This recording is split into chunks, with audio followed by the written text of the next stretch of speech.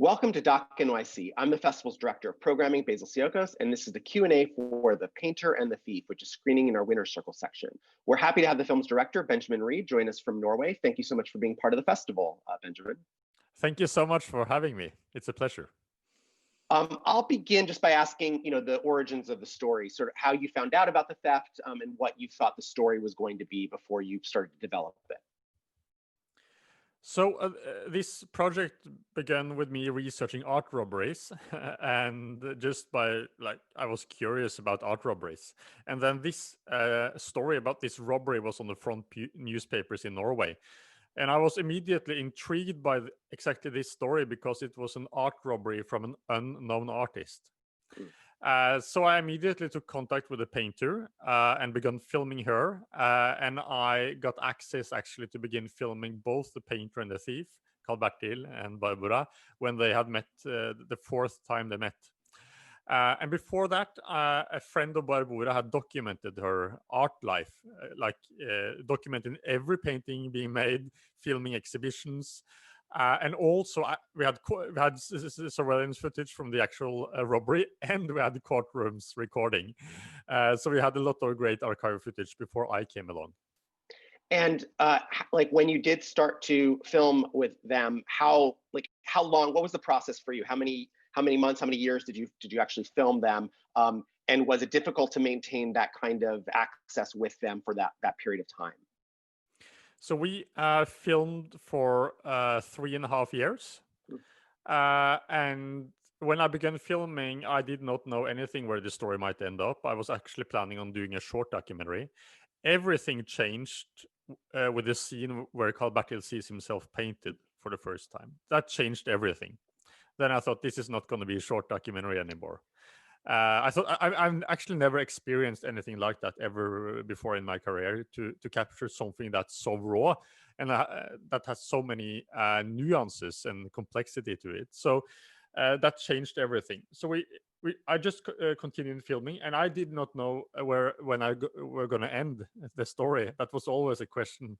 But we were, of course, very fortunate that Barbara found the painting towards the end, and we had a possibility to kind of end the film with Karl Bertil putting the canvas back on the frames that he stole many years prior to that. Right. I want to go back to that moment when Bertil sees the painting and starts to cry. Do you think if you had not been there for that moment, that you would have been able to get the vulnerability and trust that you had with your subjects? Because I think at that moment, they really both see something in one another and see something in this process.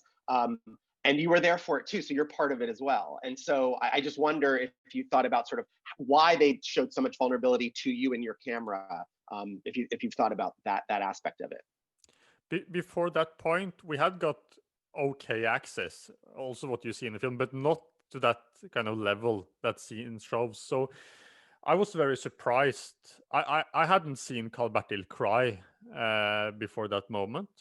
He was more like the tough gangster guy with the snitchers are a dying breed tattoo. So to see him break up in that way also kind of triggered my curiosity to know more about his background. And yeah, I got so many questions from being there, and it was the cinematographer Christopher Kumar that captured that scene really, really well. So that was that changed everything really, and it also changed exactly what you're saying on the access and the trust level. That scene changed the whole filmmaking process. Right. A film that is about, and I think the title is wonderful because it seems simple. It's like The Painter and the Thief, but it's not a simplistic or stereotypical view of these two people. I mean, a stereotypical view would be this artist helps the thief sort of awaken and learn something about himself and reform or whatever. But the film does something a lot different from that, and they're both revealing things about themselves. And the way that the film sort of upends those kinds of expectations is really, really interesting, particularly the change of the viewpoint through the film. Did you know at what point did you know that you were going to kind of approach it from this kind of way of telling the story? I think that also goes back to the scene where Carl Bachdel sees himself painted, because then I began thinking about how are we going to portray the thief? How are we going to portray Carl Bachdel in the film? And I really, really wanted to portray him as the funny, charismatic, self-destructive, dark, intelligent guy he is. Like, really portray him in a complex way. And I thought the only way to do that is if we could see the world from his point of view. So kind of ethical documentary question. That was the kind of driving motor to begin filming him more, to really see the world from his point of view, and to film him also in the day-to-day life, not only Barbora. So that started the whole idea of seeing it from his point of view. But to jump back and forth in time, that was something we decided in the editing room. And we had approximately 350 hours of footage. And kind of the first thing we began with before we started editing was to ask ourselves, what is this film really about? And for me, the film is about what we humans do in order to be seen, and what it takes of us to see others and help others. And I'm asking this as questions because I think it's much more interesting to explore themes as questions and not statements. And I think that when we decided that that's kind of what we're going to explore in the film, I also thought that it would be interesting to see the world from both point of views, because if the film is about how we see each other and what it takes of us to see others, then it would, of course, add a lot of complexity to the story to see it from both point of views. And I also think that when you have a kind of a unique story, you also need to find a unique form to that story. So if the kind of the form fits with the story you're telling, like hand in the glow, then you can make something special. So that was the kind of the process we went through. And I wonder, so were Barbora and Carl Bartel, did they know that this was how you're going to tell the story? In terms of, what was their reaction when they saw the sort of going back and forth in time and the changing perspectives when they first saw that cut of the film that showed that element? I think Barbora really enjoyed it because, she was also a bit annoyed because she didn't agree with everything Bachdel was saying, and she didn't agree with the kind of his point of view in every in his scenes. I think for Carl Bachdel it was kind of almost re-traumatizing to watch the film. So he has only watched the film 2 times, one kind of a rough cut and one finished film. He's very proud of the film, but I think that I think he wasn't that surprised about how the film was edited together, because I think that one of the reasons why I got access to Barbora and Carl Bachdel here was that I included them into the filmmaking process. And I really look at this film as a collaborating process between the 2 main subjects. So in most cases, they are the one that contacts me and asks me if I can join filming them. I think that's very, very important, because I think that they need to know why I'm filming something. And if they know why I'm filming something, they will also feel included in why we tell the story. So, for example, with Carl Bachdel, we talked a lot about we wanted to portray drugs, not in a glorified way, because that's done so many times. We wanted to show the ugly truth when the party is over. And that is something we talked a lot about. I think both Carl Bachdel and me were very annoyed with the portrayal of drugs as a kind of cool thing. So we wanted to show the ugly truth. And from those conversations, that made Carl Bachdel contact me and ask me, do you want to film me on the way to rehab? So he was the one that contacted me. So they knew very much how the film was going to be told, and I included them in how do we show portray in a film. It's usually actions that show kind of or reveal character traits.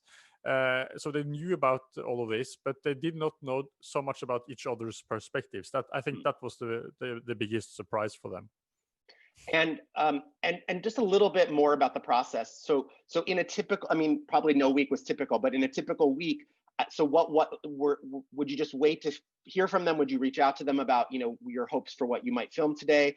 Like how did that process go in terms of when you decided and how you decided to film, other than them calling you up and saying, I'm going to do X, come film us?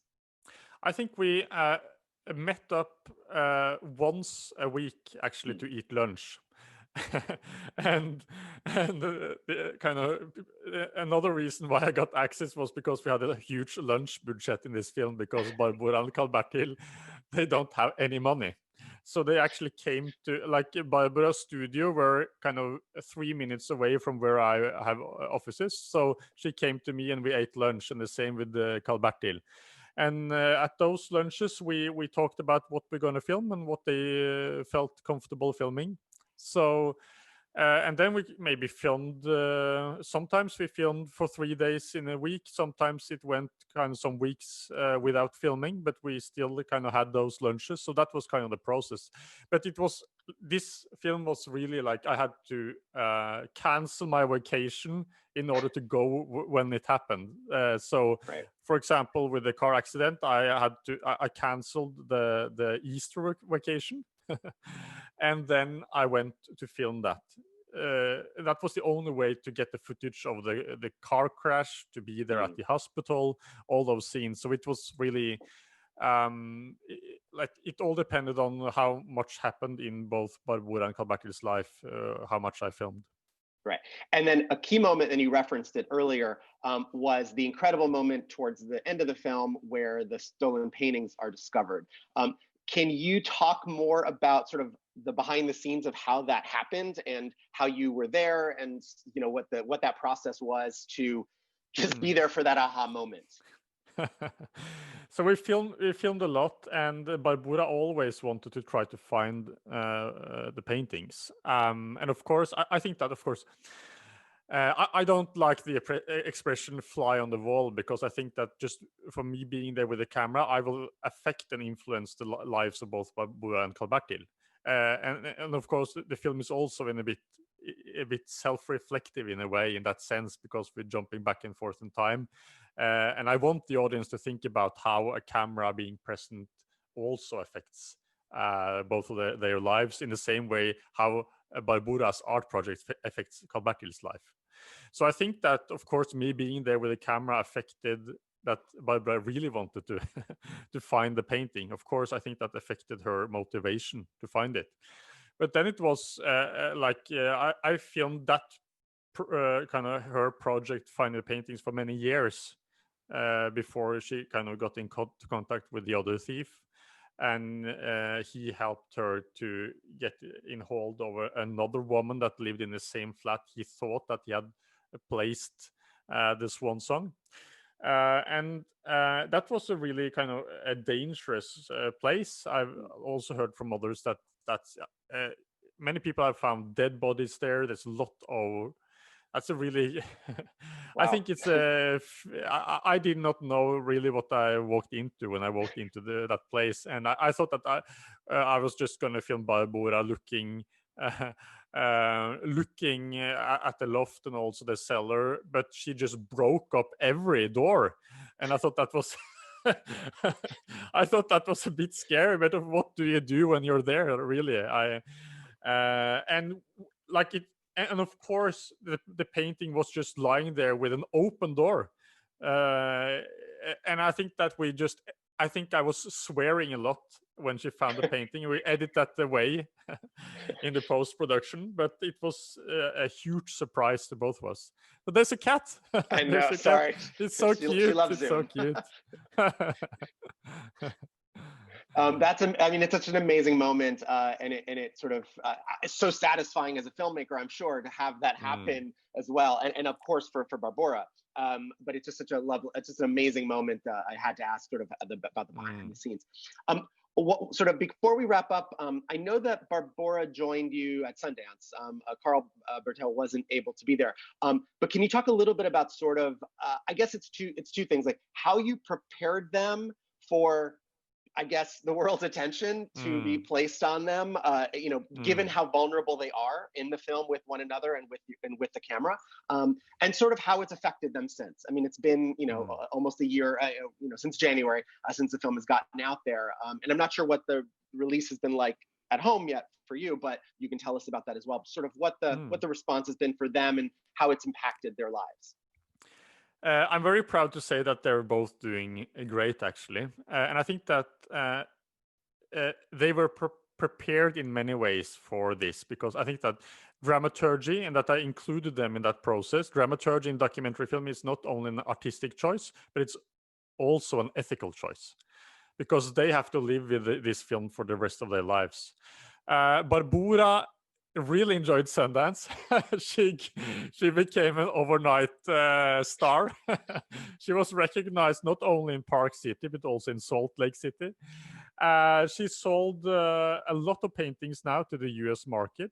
So now she has begun to earn money for her paintings. That, of course, has changed her life in many ways. Carl Bertil, he's not counting months of being sober; he's counting years. Hmm. He has been traveling around in Norway together with me and also by himself, showing the film. So we actually almost 30,000 people in Norway has watched the film, and Wow. that's a lot of people. Considering that it's a documentary released in Corona times, and also without any celebrities, and we are a fairly small country. Hmm. So almost 30,000 people have watched it in Norwegian cinemas. And Carl Bertil, he recently got a new job, and also that was also because of the film he got a job, and he has now almost finished his third year at the University of Sports Science. Hmm. So he's ready to give back to society, to begin to work with people like himself. Like he used to be, like he wants to help people at rehabilitation places. And he also quite recently asked me, what does actually a normal person do at an office? So both of them are doing great. I think for Carl Bertil, he's still only watched the film twice, and he describes it the last time he watched it as a horrible experience. So for him, it's really tough to see how he used to be.